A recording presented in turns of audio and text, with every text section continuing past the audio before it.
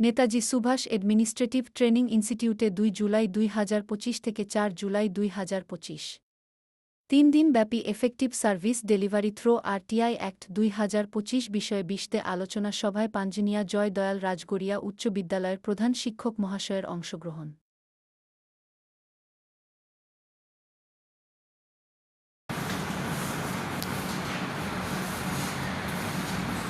Public authority কি আমরা জানি? প্রত্যেকটা ইনস্টিটিউশন সরকারি, আধা সরকারি, সরকার পোষিত, সরকার দ্বারা নিয়ন্ত্রিত। প্রতিটি ইনস্টিটিউশন, একটি ইনস্টিটিউশন হচ্ছে একটা পাবলিক অথরিটি। এই এটিআই একটা পাবলিক অথরিটি।